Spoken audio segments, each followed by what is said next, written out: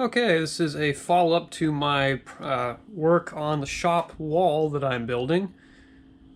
So this is where we're at.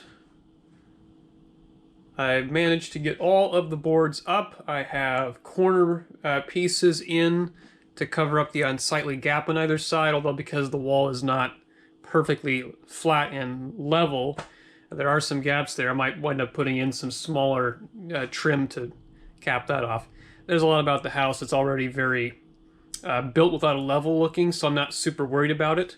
And I added, and you can't tell quite because of the stain, I added a chair rail here because that was necessary thanks to the fact that I realized that the boards below that chair rail were not level at all. In fact, this side was raising up quite a bit really badly, and I realized I needed to correct the issue quickly before it would stagger and wind up throwing off the whole upper section of the wall. So I checked how far off I was with the level, and if I leveled this top board here, I wound up with almost a ½ inch gap near the center of the wall between the two tongue and groove. It looked really awful. So I cut my losses, I leveled that one, kept going that way, built up above it, and got everything pretty level, though the boards themselves aren't perfectly straight, so there's some deviations here or there, but on the whole, pretty good. And then I added the chair rail, and that is level. I made damn sure of that. That completely covers up the gap that goes all the way down to that end, and then I need to cut one more piece to go across that wall to just tie in the look. Because I'm going to put the thing around the whole room eventually. Well, this wall and the opposite wall are the ones that are going to get it. The objective right now, though, is to get some color on it. I had some issues trying to get a good match between the old cedar boards that were used on this and any stains that I had on hand. I tried a few different colors. What you're looking at on the right is red mahogany stain on top of a seal coat, and on the right is the original cedar with what I'm assuming is just a coat of varnish on it, and it's aged a little bit. Obviously, they're not the same color. The only stains I had just did not produce a good enough look. The red oak, sorry, that I'm using is maybe a little redder than I wanted to, but once the polyurethane top coat is on there, I think it'll be okay. I'm not going to worry too much about it. These walls are just kind of put together with whatever wood they had laying around. It wasn't going to be perfect in the first place. But I just want to have some color on this so that it kind of ties everything in. Also, I have not put in a top board. The one over here is gone. Haven't put in one over here, and I'll probably carry it around to the other side of the room. I haven't done that yet because I don't really want to cover up the electrical connections yet. I haven't done everything I want to do, especially over at that end. And I can deal with most of the wall without having to cover that up. That's just the last piece. Plus, I have to add additional material up here against the foundation to bring it out far enough so that the board would contact here and here. And for that, I'm going to have to use 1x8, so I get about 7.5 inches down from the ceiling to cover up everything, because there is a bit of a taper from that end to this end. I measured everything level, and I still wound up with a taper. Yeah. Either way, that should work out pretty good.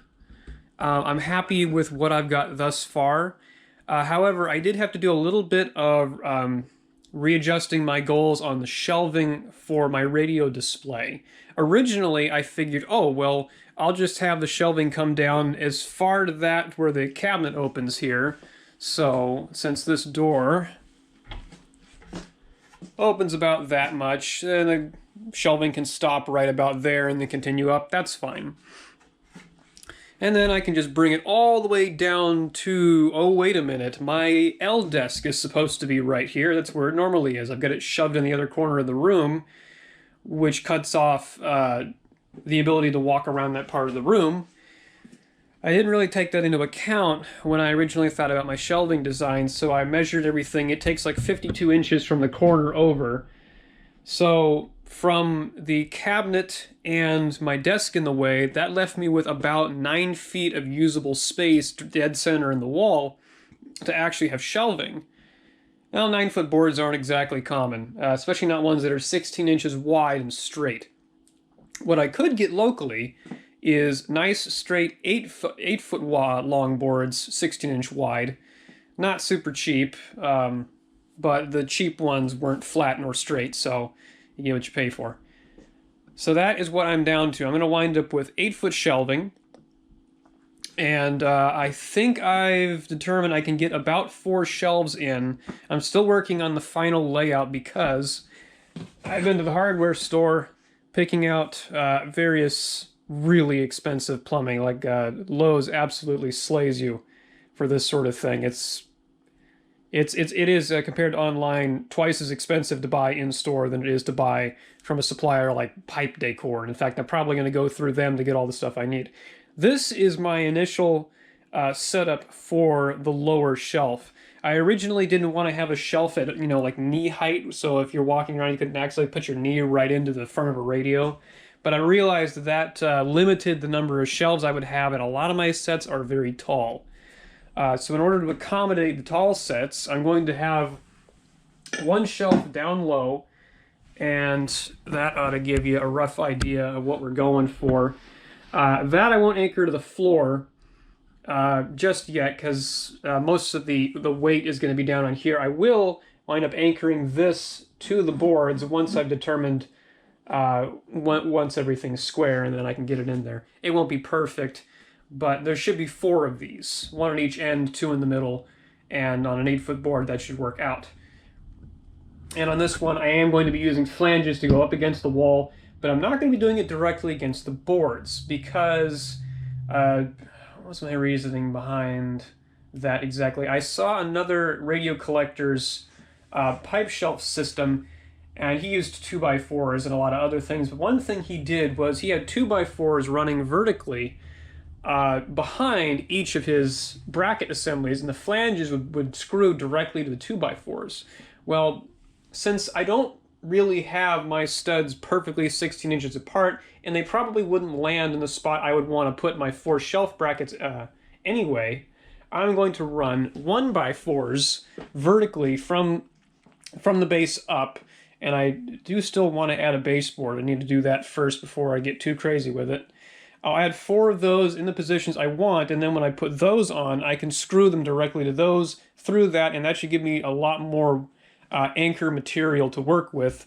And since the flanges are touching the floor, a lot of the force is going to be concentrated down instead of being, you know, dragging on this here. And I want to put the tallest shelf at the bottom for the heaviest radio, so all that weight is concentrated at the lowest point. But I'm figuring 2 feet from this shelf up, and then a shelf about 18 inches tall up for my more medium sets. Was I going to get 3 or 4 out of this? And then maybe one that's about 12 inches tall. So at least 3, and they'll be 8 feet long. And then I'm considering doing some sets of like floating shelves that continue on to the end of the wall that don't go all the way down. So maybe only from where the cat board here is going to be down to about here, and then over, continuing on from one other one to carry small light radios, you know, like this Lyric here, or the Firestone, or that sort of thing. Things that don't have power transformers, don't weigh a ton. But that is my plan thus far. I will get back to you after I've finished coating all of this and making it look beautiful. I'm really happy with that. I believe it is time for another update on the shop. And I would like to show the wonderful amount of work that I have managed to get done. It's coming along really, and I'm really happy with how this is going. Not everything is square, I'm just going to say that up front.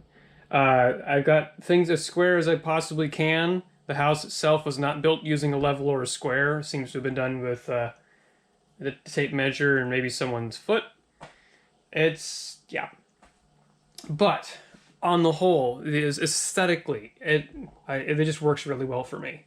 So, what did I even show in the last clip? I know I had part of the wall constructed, and I was working on setting the boards up and everything. Let's see, the top boards, I had to wind up adding a whole bunch of these little guys to bring it out more or less flush. I checked the level on this. The whole wall is a little wavy because the concrete on the back is not straight up and down. It's it's pretty messed up. Barring that, I got the topmost boards relatively perpendicular so that when I did the top boards here to cover up that enormous gap, they would at least be, you know, relatively flush against a surface.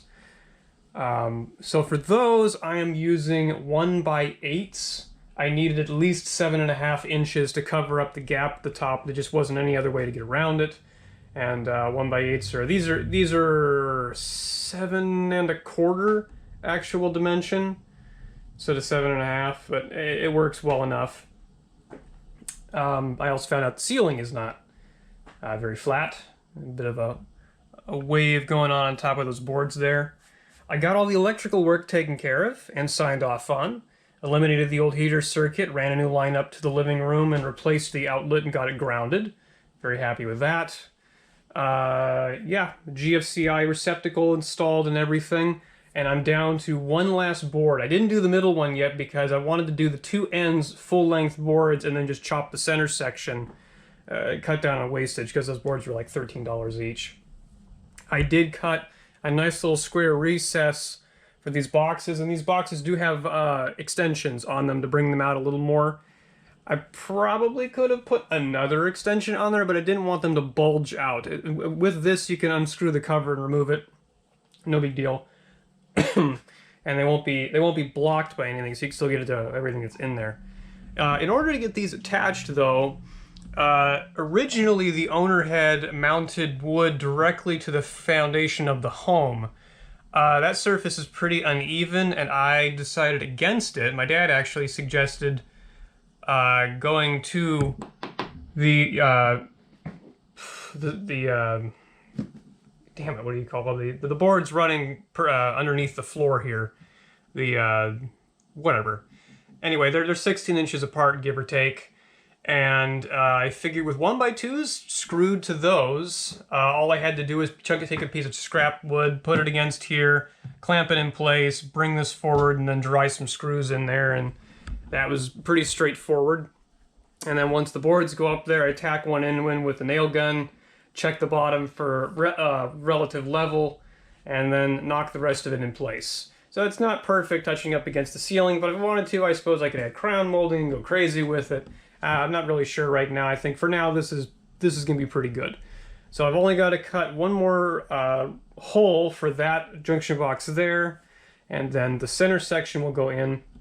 And the reason why I needed to do this is because the shelving setup that I have concocted is going to require some 1x4s run vertically, and I've also installed a baseboard to that end. I haven't actually done anything to this. As far as the finish coat on this, what I did was... Did I already talk about the Minwax? I honestly don't remember. Let's see. Well, there's pre-stain condition on here, which I'm pretty sure is pre-thin shellac in a can with a fancy label on it. Let that dry for like 15 minutes. Doesn't take long. I put a coat of red oak Minwax stain over the whole thing. This entire wall only used up one of those tiny little cans of the stuff. I was very impressed, and it is extremely even, and I'm very happy with the way the color turned out. Got my chair rail in there covering up the obnoxious gap that came from not checking the level of the first boards. So that's that looks pretty good. That I made sure to get very level because it's going to be used as a reference point, which is why I've got blue tape attached to it. So you can already see we've got this one board right here that I've had to cut around the outlet. That was a oversight. When I was doing the dimensions, I did not take the outlet in consideration. I have now. But the shelving unit is going to be supported by 4 legs, one at each end, two spaced relatively evenly in the middle, and the spacings, what these blue tape marks are indicating here, I've got the brackets about 2 inches from the ends of the board, and then the posts are an additional 31 inches. So that creates 2 31-inch spaces between the supports, and then the center section has about a 30-inch spacing. I put the board up in my living room and just started placing all of my tabletop sets on it to get an idea of how things would fit what my largest, most awkward sets were, to figure out what's the optimum spacing for these, and also in terms of weight distribution, because I have some very heavy tabletop sets. Those are going to go at the bottom. The bottom shelf is basically going to be 2 feet high to allow for all my really tall, really obnoxious radios. The next shelf up will be a little smaller, next shelf up will be a little smaller. My original design calls for 4 shelves. I'm going to get the first 3 in and then see how the rest of that goes. Now, to give you an idea of what it's going to look like, I went to Lowe's several times and fabric cobbled this, if it'll stay put here. There we go. So this is a whole bunch of, oh man, it doesn't really show up on camera very well. It's a whole bunch of 1/2-inch pipe fittings, just, you know, black gas pipe. So we've got 3-inch flanges up against the wall, a 3-inch flange at the floor. And the reason why I'm doing this is because the weight will just shove all the way down into the floor for the most part. And with this many flanges attached to the wall through a 1x4 piece with wood screws, the whole thing will be pretty rigid. And with all the other boards in place, it should be able to support a decent amount of weight, no problem. I also wanted to go through it because it's aesthetic reasons, and I think it'll look pretty cool when it's done. I'm not using stuff from Lowe's because it is twice as expensive as buying it from, I got it from a place called Pipe Decor. This box over here's got most of my pipe here. So 24 inches for the first shelf and so on. And yeah, all of the plumbing fittings necessary to build my shelving unit as I have designed it set me back about $340, and that was after a 10% discount and some smaller discounts on some of the fittings I bought like 20 of, like the T's and the whatnot. So this is not an inexpensive means of doing shelving. There are much cheaper options. But this is one that didn't require me to anchor things into concrete or to put in additional studs and so on. So I'm doing it this way for style points, because I'm gonna try and use this type of shelving in other areas of the shop. Either way, to that end, again, I needed to put in a baseboard and I needed to put in the board at the top so that my 1x4s here are captured top and bottom, mostly for looks. I thought about just not having a baseboard and then just running this down to the bottom of those, and I thought, that'd look kind of dumb. And the baseboard offers yet another place where if weight is put on this and it goes that way, it's going to push on that and everything gets anchored to.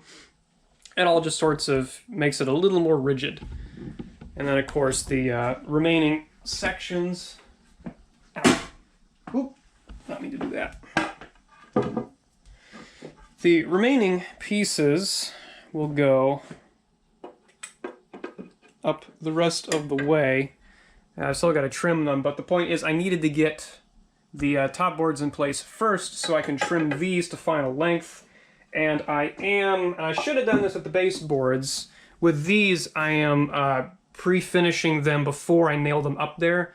That way I don't wind up getting all that junk all over the already finished wall, because putting additional stain over it will make areas darker, and it already matches nicely. Unfortunately, it's not going to go the same way for the baseboards. Those I'm going to have to stain in place, and I'll probably put some blue tape down around the edges.